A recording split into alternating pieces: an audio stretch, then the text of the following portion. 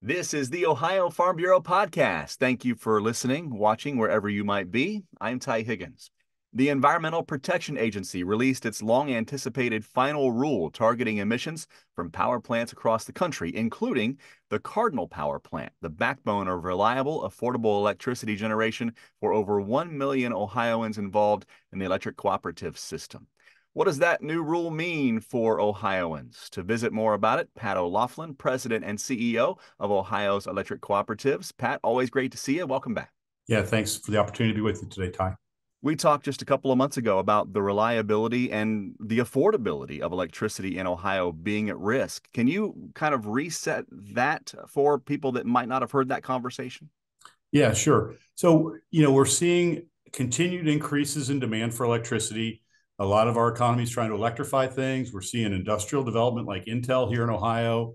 AI is causing data center growth around the country. All that uses power and a lot of it. So we're seeing, increases in demand. At the same time, power plant operators are continuing to close down, particularly coal-fired power plants, because of expensive regulations that the EPA has been issuing over the last decade, really. And then just last week, they dropped four, not one, but four new regulations. The most difficult of which is this greenhouse gas rule for power plants. The others are all going to be costly. They all re-regulate existing regulations that are already on the books. The greenhouse gas thing is a little bit new. And we're very worried about the impact it's going to have on the availability of electricity for reliability, as well as we're quite sure it's going to cause increases in costs as well, at a time when people are seeing higher costs for everything, including electricity. You call these new rules unrealistic and unachievable. Why? Well, EPA has decided to require technology to be put on power plants that nobody's ever done before. So that's a stretch in the first place. In fact, it's called carbon capture and storage. They want us to capture all the carbon that comes out of the flue. If anytime you burn a fossil fuel, one of the outputs is carbon dioxide. Just like when we breathe, one of the outputs of human beings is carbon dioxide too, by the way. They want us to capture 90% of the carbon dioxide and then store it underground in the earth. We've done both those things. We've been able to capture some of the CO2, carbon dioxide that comes out of power plants. We've been able to store some of it underground. We've never done it at the volumes that we're talking about, and we've never done it at 90%. In fact, one co-op in North Dakota has been working for the last 7 years on the most advanced carbon capture project in the world right now. And the design for that, which they haven't even started constructing yet, but they've been working on it. It's the most advanced thing. The design for that won't even meet this new rule. So there's really no chance that we can see as to how by 2031 we could have a system like that in place, which is what they're requiring. You and I have talked for a long time about the advancements being made at these plants to give them better environmental footprint, if you will. Are they being unfairly scrutinized? Well, we certainly think so. We have been doing everything continuously, spending money year after year to make sure that we have the state-of-the-art technology in every way, not only our air emissions, but water, solid waste. In fact, a lot of what used to be solid waste today is now used in beneficial reuse as gypsum for construction industry, and fly ash goes into concrete. A lot of it's actually being poured over into the Intel plant that they're working on over in Licking County right now. So yeah, we're not only cleaning it up, but we're making beneficial use out of the byproducts that do come out of it. So we think that there's a bright future to continue to use coal here in Ohio and to do it in a very environmentally friendly way. You've been involved in this for a long time, even on Capitol Hill, to address the public health and safety risks that go with what EPA is proposing. What are they missing here on those fronts? Yeah, so that's a great question. We have been very clear in our comments to them, as well as much of the industry. Our National Trade Association have all pointed out the concerns and flaws. It's really hard to understand how they could conclude that this is the right path to go down. And at this point, it looks like the only alternative we have left is to seek action from the courts to get a fair hearing on, okay, what is really achievable? What is a reasonable environmental requirements? And then we'll meet those, whatever those might end up being. We've also started to get some support from our congressional delegation, not only here in Ohio, but across the country. Senator Sherrod Brown recently wrote a letter to the EPA before they issued these rules saying it looks like they're going too far. And he's, as you know, quite a staunch environmentalist. It looks like Representative Balderson here in Ohio is also going to start a congressional action to potentially repeal these rules if that's necessary. But we went through this once before. We had carbon rules that were issued in 2014. It took until 2022 for the courts to finally wash all that out. So it's a long slog and expensive. But at this point, I'm not sure we've got another alternative, unfortunately, because at the end of the day, we still are seeing increasing demand. Like I said, this is going to further decrease supply. And then the worst part of this rule is it also is going to restrict our ability to replace it with new natural gas plants. They put severe restrictions on new natural gas plants as well, similar to what they're talking about for coal plants, that it's going to make it difficult, if not impossible, to replace these units. And that's what's really tough. It'd be one thing if we had a path forward. It's hard to see what that is right now. You did mention the implications on consumers as far as the costs go, but what about the availability issue? We could have another hot summer here. We could see a winter that was much more severe than what last winter was. What does that mean for the grid overall? Yeah, so we were fortunate this last winter was pretty mild here in Ohio and much of the Midwest, so we didn't really test our systems. We are ready for a hot summer if we get one. This year, we've seen sort of a stabilization in supply from where we've been, but it's pretty tight, and we are still seeing demand increases. So especially here in Central Ohio, by the way, it's a really booming part of the country even. So we're tight, but we are doing everything to be as ready as we can. And I think all of our co-ops are preparing their electric systems. AEP and the other big utilities are working on the transmission network, and we're making sure our power plants are in great shape so we can perform the best we can. It's really over the next few years that we're really concerned about where this goes. So we're going to do everything we can to be ready. The large grid operators like the PJM interconnection that we're part of, the Mid-Continent Independent System Operator that's just to our west, the North American Electric Reliability Corporation, the folks that oversee this, have all said we're at elevated risks in extreme weather conditions. And we all know here in Ohio, once in a while, we have those extreme weather conditions. So the risks are greater than they've been. Ohio is now a net importer of electricity as we've closed down some plants and rely on other states to supply our needs. So we're tighter than we need to be. And so we're going to have to find a pathway not only to stop closing down power plants, but to start adding some new ones to meet the demand that we have. There are a lot of Ohio Farm Bureau members that are part of Ohio's electric cooperatives. What's your ask of them? So first thing is, I think if you're concerned about the affordability of electricity, because all these things cost more, and if you're concerned about the future reliability, I think let your federal elected officials know. This is really, the state of Ohio has been great to work with. This has really become a federal issue for us here in Ohio. And so you need to let your congressman know how you feel about it and that you're concerned about it. We are certainly doing that, and we're asking our other cooperative members to do it. That's thing one. And then it looks like, unfortunately, we're just going to have to work our way through the courts to push back on this. And in the meantime, we're going to try to do everything we can to invest in things that make sense for the future of Ohio and for our members to have that affordable, reliable electricity that we all need. And we're going to need more of, it looks like, in the future. Pat O'Loughlin is president and CEO of Ohio's Electric Cooperatives. Always great to see you, and thanks for the information here. Yeah, thanks, Ty. It's great to be with you, and let's everybody keep cool this summer, and hope we have a great year, and look forward to talking to you again sometime soon. Find out how Nationwide Agribusiness can help you grow your business. Get to know the people with the experience and knowledge to help you. Whether you are looking to protect your farm or ranch from the ground up, or need someone who understands your changing commercial ag needs. Find out how to better manage the risks of your ag business, or how quickly you can get back to business. Learn how you can protect your next with Nationwide on your side.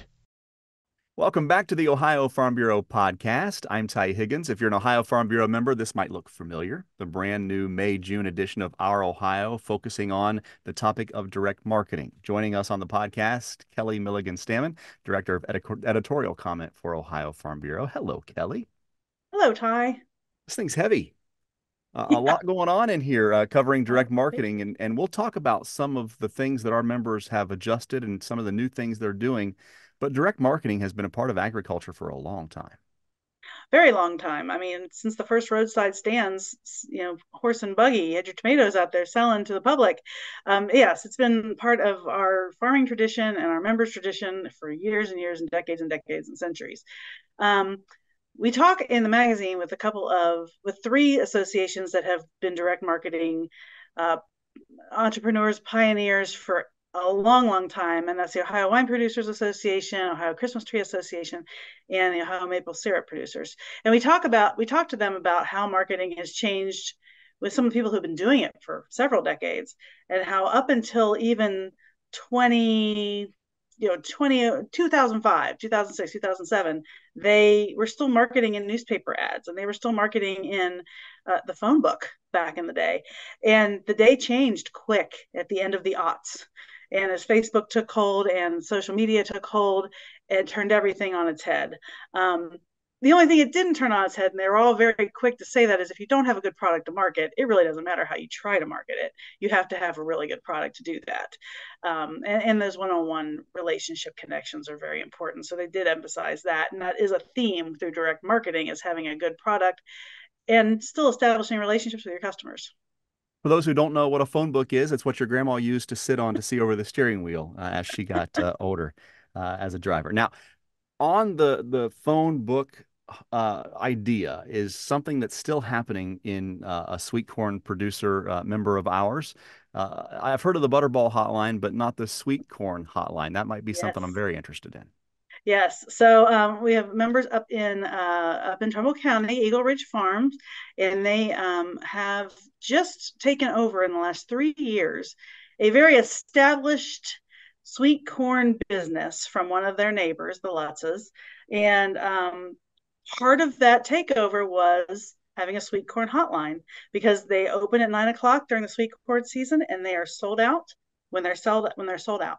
So they want to make sure people don't drive from all over, because they do come down from Cleveland and points well beyond where their farm is located to buy this specific sweet corn that they grow. It's been wildly successful. They've doubled their acreage the last couple of years because it's been so successful.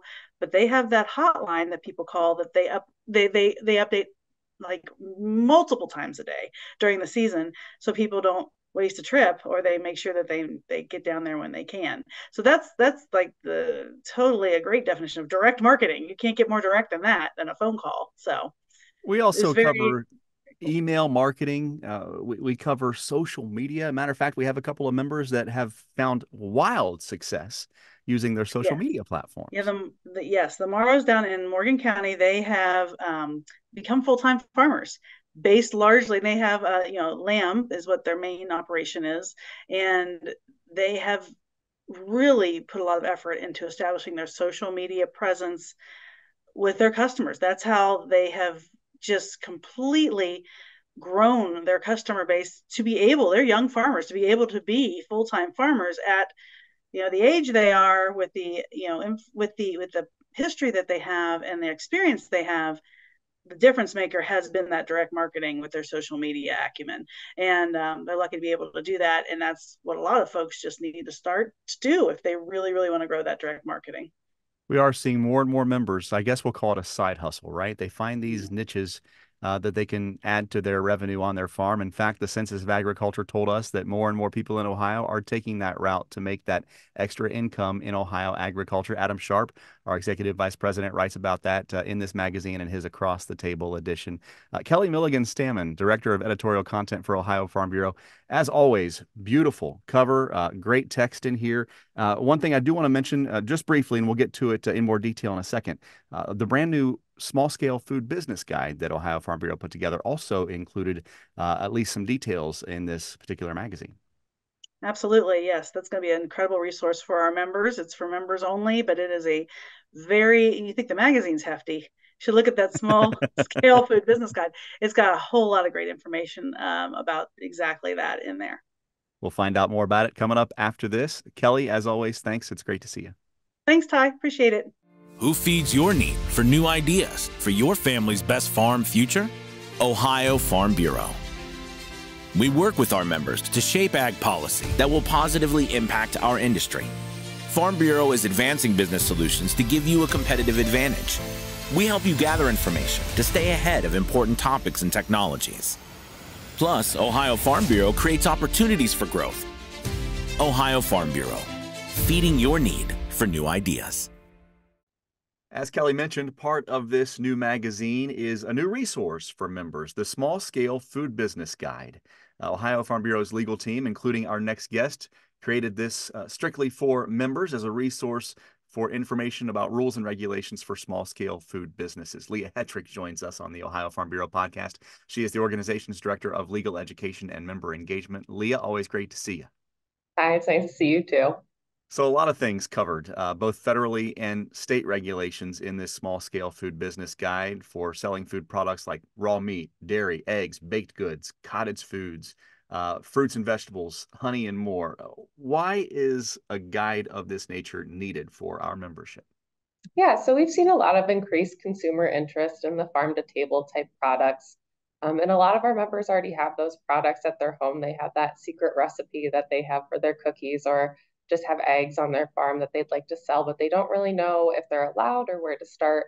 So we thought it'd be a good idea to just kind of collect that information for them and maybe kickstart a new business venture. This was quite an endeavor for you and your team. What went into finding what resources our members are particularly looking for in this aspect of Ohio agriculture?